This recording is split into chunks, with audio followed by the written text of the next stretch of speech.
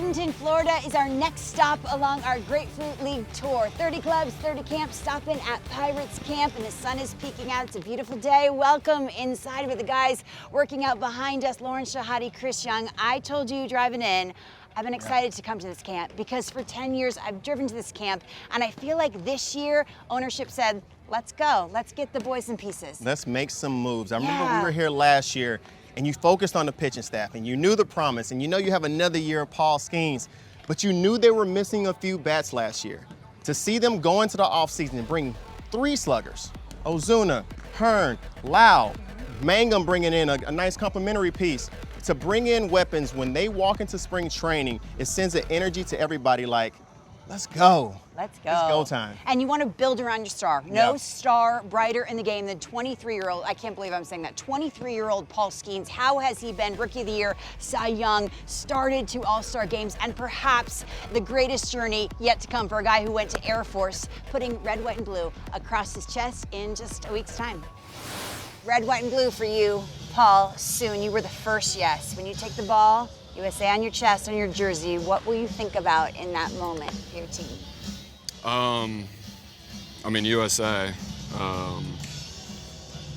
Yeah, there's not much else. You know, we're getting to represent the United States of America in an international tournament. So that's it. I remember seeing your first year at camp, and you were doing drills and exercises that I hadn't seen before. It seemed like you were so far ahead of the curve analytically of understanding your body, and that's allowed you to get to this point. Where was that instilled in you? I mean, I've had a lot of really good coaches. I think that's it. Because it's, you can look on YouTube. I'm trying to golf right now, so like there are all those YouTube golfers, and I'm looking on, YouTube. Is it coming along well? Help. No, it's not. Because I'm looking on YouTube, I've learned. So, you can look for all the help and look for all the drills and stuff like that, but until you have a person who's helping you program it, I don't think it's doing you much good. So just all the coaching I've had. I love seeing them build around you, make this team better, completely go for it, seeing the off-season signings. I don't know how much they're communicating with you when guys are coming in, but when you see signing after signing, the trade, the free agency, what does that make you feel coming into spring training different from years past? Yeah, I think you go into spring training every year with excitement. I mean, if you're not going in with excitement, you should probably retire. But I think to some extent you're going in with a little bit of like hope and wanting to do well, wanting the season to be good, and until you get the right pieces, that's all it is. It's just hope and desire. So it's nice. It's kind of the same feeling we had coming in the last couple years, I think. Really? The exact same feeling you have this year that you had 2 years ago. That's what you're telling me right now. I think when or at least for me, when I showed up first day of spring training, before I met any of the guys, I'm saying, it's the same sense of optimism. And then the difference this year is I think I'm meeting the guys and it's like, all right, you're different, like in terms of the character and just winning behaviors. We have a lot more of that this year. So they did a really good job building the roster this year, made some good decisions, some hard decisions. And, it's looking good for sure. And for you personally, watched your first start, seeing the Braves over and over again. Challenge. Like when you have somebody who is nasty as Paul Skenes, Lauren, you're going to challenge everything. Just so you know, anything that's off the plate, we're challenging. I don't know if they'll do that when the regular season comes around, but you're a man who's proven to make every adjustment necessary year in and year out when you need it. What adjustment do you feel like you're going to have to make with the ABS system in place this year? I mean, throw the ball in the strike zone a little bit more. I think, time will tell what adjustments hitters make with it. Hitters chase, they're chase hitters. There are hitters that don't chase very often. Everybody chases to some degree, so that's not going to go away. It's just kind of what degree are they going to chase? I don't think it'll increase. It'll decrease to some extent, but when that happens, you'll be able to get them out in the zone more, I think. So just going to make some adjustments and see how it goes and go from there. Everyone in camp says Paul's electric already. How do you, Paul, balance wanting to be electric mid-February with August, September, and beyond? I think it goes hand in hand. A plan, like having a plan and executing it. I think if we do what we're supposed to do, we probably should be electric in February to some extent in terms of the off-season program. So it starts the first day of throwing program in the off-season. Which is when? That was October 28th. You know, I'm throwing and I'm watching the World Series still, which isn't a good feeling. But that's when it starts, and I think that, you know, builds into February and then, you know, August, September, and October. You said winning behaviors, and I keep going back to it. What's your winning behaviors? Man, that's a loaded question. Yeah. I think, you know, to start, I would say showing up and being the same person every day. Sticking to your process, sticking to your routine, being a good teammate. It's, you know, kind of a given a little bit. The biggest one for me is consistency. I don't really want to play with a guy who isn't consistent, who you don't know what you're going to get from every day. I don't want to be that guy, certainly. And that obviously the stuff on the field shows up, but the work that you do every day, that's stuff that, you know, only we see. And that, you know, that's winning. That's probably the biggest winning behavior to me. You were asked about Cy Young. You said, "Oh, that's so last year." You already put it behind you. It was a couple weeks ago that you won it. Yes, it's already done. It feels like that. Yeah. Yeah, once we had the dinner in New York, I you know, forgot about it a little bit. People only say that who are going to win more, by the way. Nobody else says that. Yeah, turn the page. Good luck to you. Represent us well. Thank you, Paul. I appreciate it. One of the brightest in the game. So they have an ace. Do they have the offense? Well, last year they were last in both runs scored and home runs. So enter Ryan O'Hearn, Marcell Ozuna, Brandon Lowe, who came from Tampa, has power for days, and is so very excited about the history of this franchise. Brandon Lowe in a Pirates uniform. You look good. I know the love Tampa Bay has for you and the love you share back, but what's it like being with an organization so rich in history like the Pirates? It's exciting, you know, just to understand the history that's been here. I mean, I saw a video the other day, it talked about a fan who's been cheering on the Pirates for 35 plus years. I'm like, that's just, it wasn't even possible with Tampa. So it's cool to see the fan base and everybody that, you know, is so excited about Pirates baseball. I think you can teach a lot of people at home. I remember playing with an organization for a long time and then going to a new place. It's the same as a kid changing schools or a person changing positions and moving to a new office. What is the step-by-step manual that you could give somebody on how to get acclimated to a new environment as quick as possible? That's a good, you said you didn't even know where the We'll mailboxes were. put little check marks next to Yes, it. Step by good. step. Give me 3 to 5 steps. God, I mean, the biggest thing, I mean, talk. I know it's hard, especially for myself, because I don't talk a ton, but meet people. Understand that, you know, these people don't know who you are either, and, you know, take time out of your day. Go meet people, talk to the coaches, talk to the staff, talk to, you know, the guy that's cooking the meals every day, you know, not just the people that you're going to play with. Get to know people, ask a bunch of questions. First thing you'll do when you land in Pittsburgh? Besides figuring out what my place of residence looks like, you know, as soon as I get to PNC, I think the first thing, find my locker and then step out on the field and just kind of look at the skyline. And look at the right field wall and see how many balls you're going to hit over that thing. First thing you're going to do is Let's hit a river ball. Seriously, Let's when hope. I went there, I didn't realize how far it is. You going to hit a few? It's a bit of a poke. I think I did my first interview when I first got traded over, and they said, "Are you going to hit one in the river?" And I was like, "Yeah, I'd love to. Like, I want to." And then I Googled actually how far it is to hit the ball into the river, and I was like, that might have been a bit aggressive. Let's just go with don't get skunked and just get one in there. We'll be happy. You got it. I believe in you. And when you hit it, think of this interview that we believed in you absolutely. first. Brandon Lowe, thank you so much. Good luck to you. Absolutely. Thank you, guys. B. Lowe starting over in Pittsburgh, hoping he can make an impact right away. And that's the theme behind our social media question of the day. Besides Paul Skenes, who will be the most valuable Pirate in 2026? Ryan Reynolds, who has spent 7 nice seasons in a Pirates uniform. B. Lowe, or will Oneil Cruz show up and show out this upcoming season? We will reveal our results later in the show. Welcome back. 30 clubs, 30 camps from Bradenton, Florida, where the Pirates finished last year at the bottom of the Central, but have high hopes of improving. And that's really the word Oneil Cruz is focusing on. He had his first full season in center field this past year, and there's plenty of room for progress, has all the tools, and he's with CY talking base running. What else? All right, here with Oneil Cruz, Steve Morales joining us, who also threw to Oneil in the home run derby as well, while you're hitting all those crazy bombs. Appreciate you joining us. I want to get here and get to where the magic happens. Led the National League last year in stolen bases, 38, tied with Juan Soto. But let's get into the craft a little bit. Tell me what you're thinking when you get to first base on your approach and how you're getting into your setup to steal second base. First of all, when I get to first base as a base runner, in my mind, the first thing is just how can I get to second base as quick as possible, just to put myself in a good position to score runs and put my team on top right away.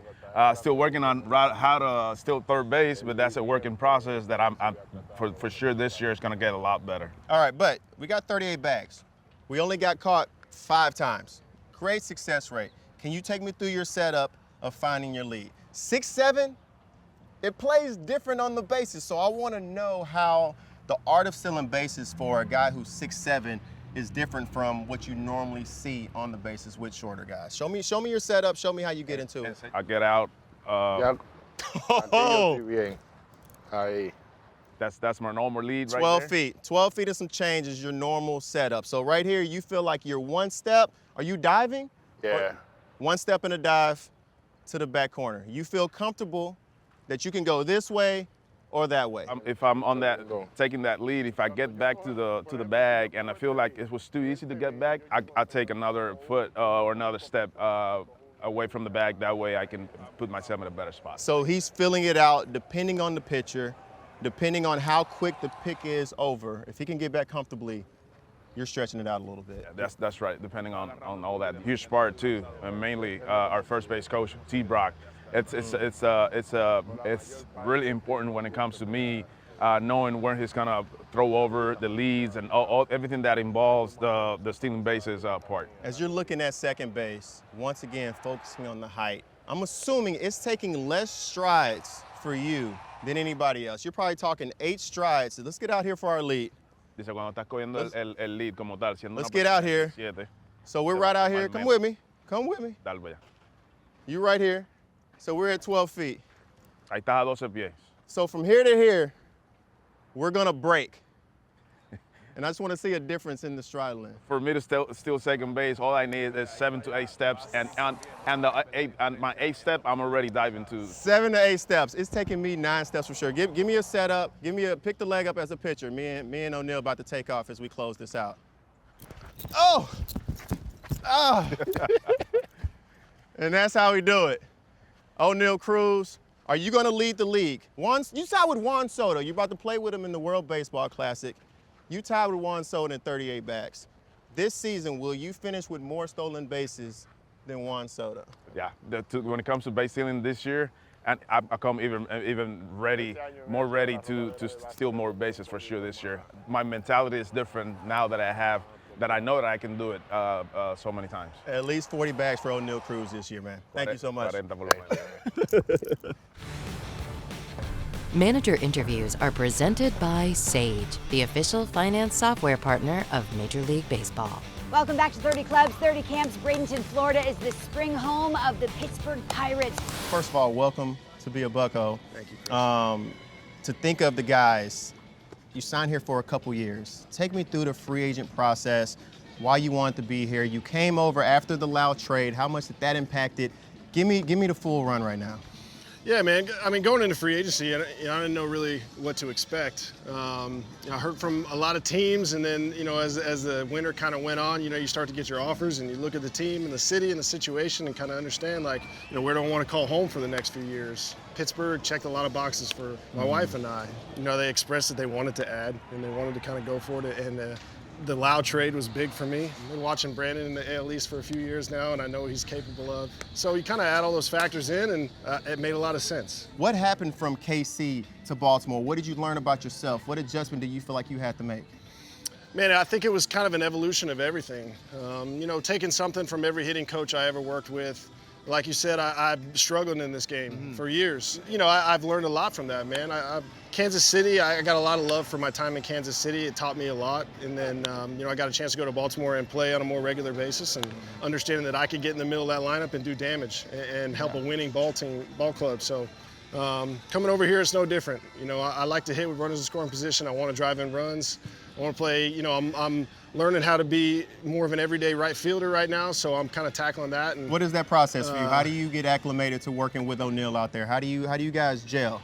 I just think it's time. You know, I just think it's spending time out there with him and getting those reps in spring training right now. It's still early, so as much as I can get out there with him and center and me and right, and we can kind of figure things out together, I think that we'll be in a good spot. Well, I love to see you here. I love the wave. I love the energy flowing around spring training. Can't wait to see you at PNC. Oh, thank you so much, man. Chris. Thank I appreciate it. Yeah, bro. And there is immediate talent. Look at this. Within the Pirates system, and my eye goes right where yours does. The Pirates will soon pair the best pitcher in the National League with the top prospect in the game. I'm talking about, you're smiling, Connor Griffin. Yeah. Everyone knows his name. He's not even 20 years old yet. We were at Phillies camp the other day talking with Bryce Harper. He said, a guy's a stud. Everyone knows him. He's so good. He's the guy that makes you want to stick around after the show and stay and watch the game. Everybody that I talk to, he can play short, he can play center. He's the ultimate athlete. Whatever you want him to do on the field, he can do it. But his ability to learn and make adjustments, they say the gap from last year to this year is lights out. This kid, I don't know if he'll start in the big leagues, but when you see him out there on the field, he's the best player on the field at all times. Even if he doesn't make the opening day roster, his debut is not long away. Our manager interviews are presented by Sage. It is a new day here at Pirates Baseball. I feel like so many of the needs were addressed. What excites you most about this group, Don? They were. You know, the offseason was great, bringing back the starting pitching depth that we have, you know, with rotation is a foundation for us. And then to be able to add to the offense this year, you know, bringing in O'Hearn, Lowe, Mangum, Ozuna to add to the guys that we already have. Really excited about 26. I love the speech you gave me goosebumps. What does Pittsburgh mean? It's grit, it's resiliency. You're shaking your head. How does those qualities kind of manifest on the field? Yeah, I get chills thinking about it. Like it is. It's like, you know, I'm firing you up now. When you talk about Pittsburgh and what it means, I'm a little biased. I'm from Pittsburgh and know that personally. That's what we need to embody this year, is that grit, that toughness, resilience, team over self, and go out there and put all the pieces together. As a bench coach here for years, I know the relationship. As a player, the player with the bench coach, you almost have a confidant with you. It almost becomes a friend. And then you make the shift to manager. What shifts with the relationships with the players? You know, I guess it does shift a little bit. I'm being in a different role, being in charge of the lineup and other things, it changes a little bit.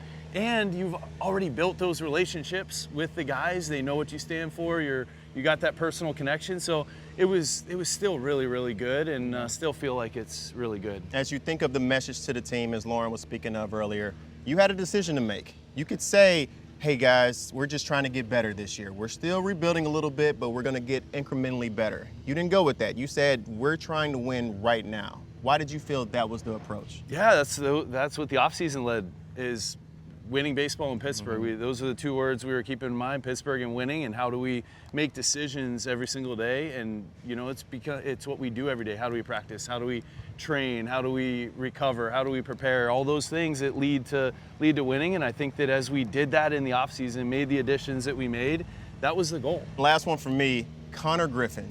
What you got on him? Man, 19 years old, unbelievable kid. When you get to meet him today, you're not going to think he's 19. Just the way he carries himself, the physicality, you see the talent on the field, maybe even a better person, and how he goes about it, how he works.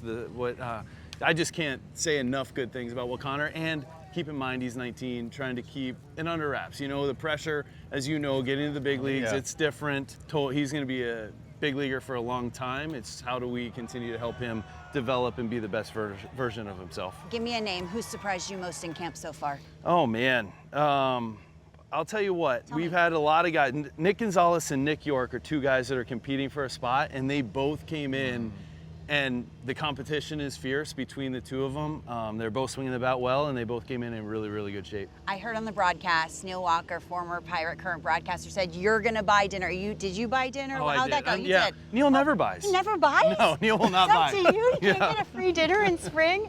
Good luck to you. Thanks so much for the time. Appreciate it.